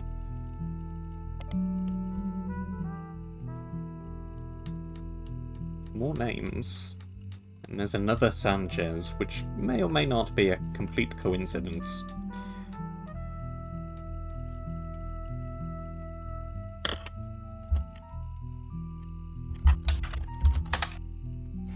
Elias and Gwyneth Rootree were never really celebrities, but the general public's perception of them as classic faces associated with the Rootree Candy Company had always been in somewhat high regards. This was Lewis's intention as a family man with his family brand. Since Six Pieces, the Candy Company has placed much less of an emphasis on Elias as a historical brand-connected figure, but there are also those who have argued that it was his right to decide how to split his inheritance and that he did nothing wrong.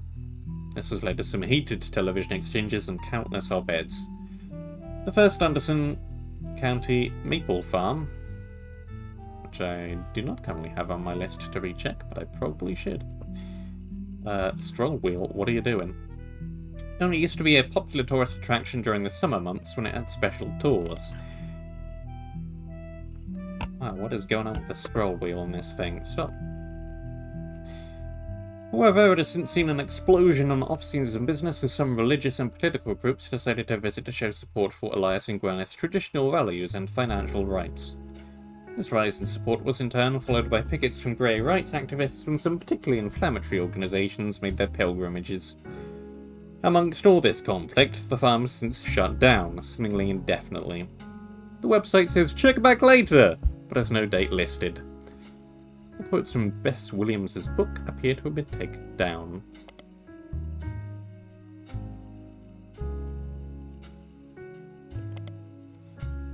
And we probably don't need them anymore.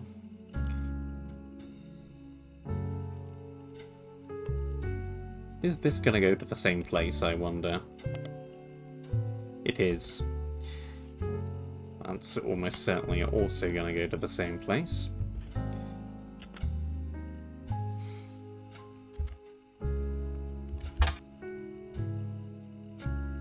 Nothing relevant.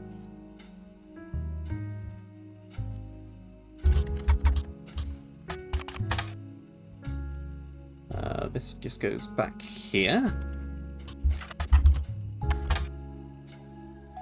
Many websites and news articles eulogize Carl Rootree along with his daughters and wife Brenda. As far as you can tell, Carl and Brenda Rootree never had any marital issues. I do come across an article about a Christian Valdez who claims to have been Carl's high school sweetheart before Brenda. She does not make any claim about having had a child with him, she just appears to be paid to talk about his early life. Much of it is boring. She says they met when I'm pretty sure I've already read this. And this just goes straight back here.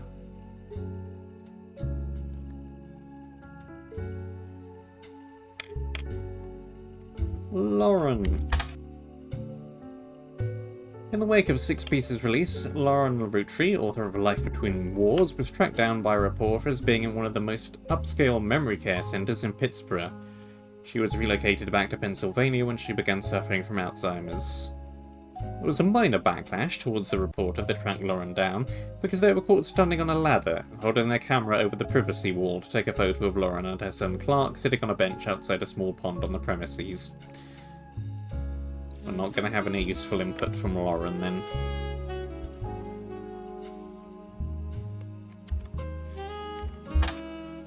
It seems Miracle, Sr. is now going on a new tour of the United States in late 1999. The previous flyer for 3 generations of Miracles has been replaced.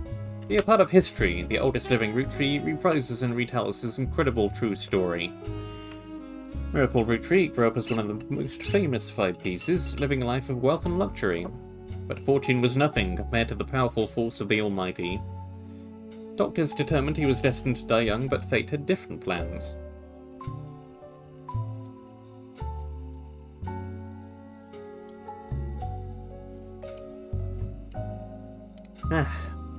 Hydration. Blah blah blah, long and fruitful life. He's in his 70s, last chance to see him in a town near you. Reminisce about his famous history. Discuss his family's saints and sinners and provide a unique perspective on one of the most notable families in the United States today. Notably absent are any mentions about Miracle's news appearances.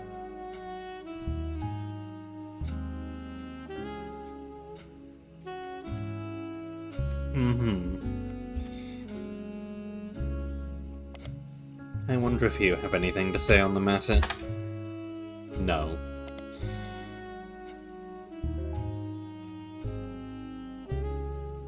Jim and Diamond apparently sent out some mail to Diamond's Dazzlers that mentioned they didn't spend a lot of time near or around the candy company anymore, so they couldn't really comment on any recent news.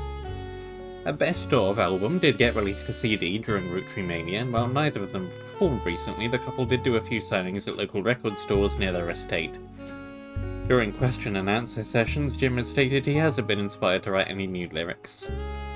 As far as he can tell, Jim and Diamond's marriage is still doing just fine, and there have never been any rumours of infidelity about either of them.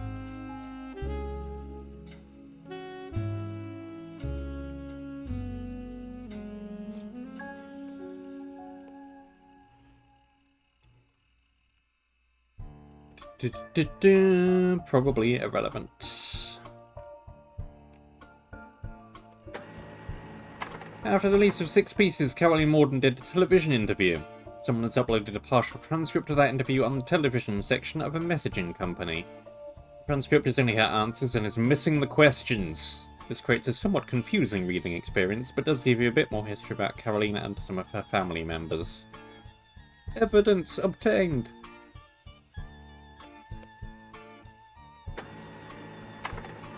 It seems Brian Jones has been busy updating the Stephanie Jones's campaign website. 2 new sections exist. The first is Baby Photo. There you see a picture of their new family together in the hospital. According to the site, our daughter was named after her grandmother, which ended up being very fitting considering she was born the night before Christmas.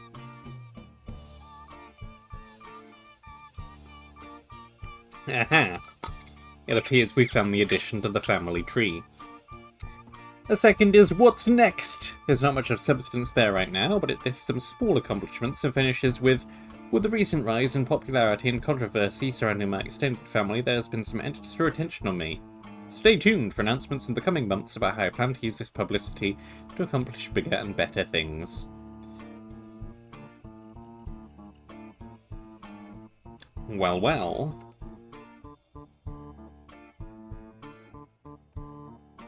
So...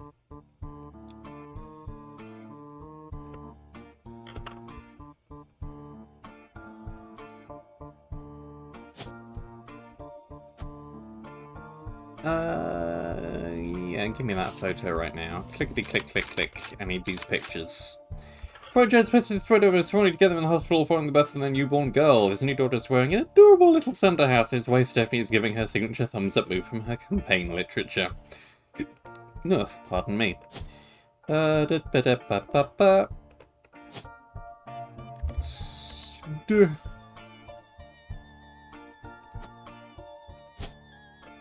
Poll.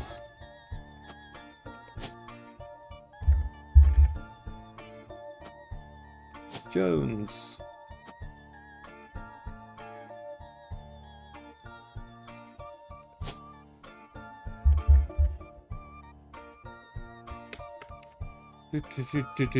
Do.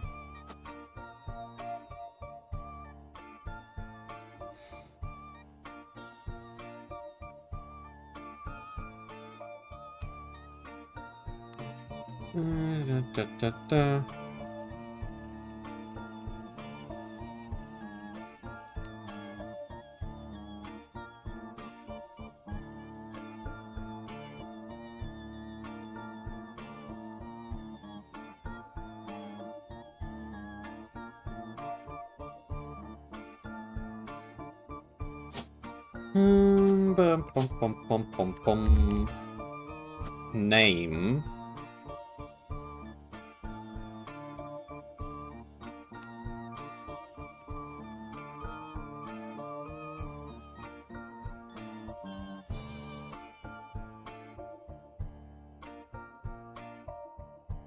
Right, Caroline, because Christmas Carol. Makes sense. Carol.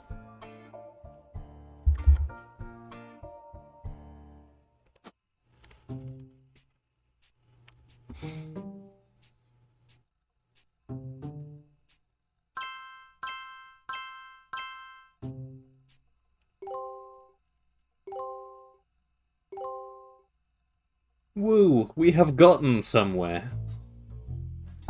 At last.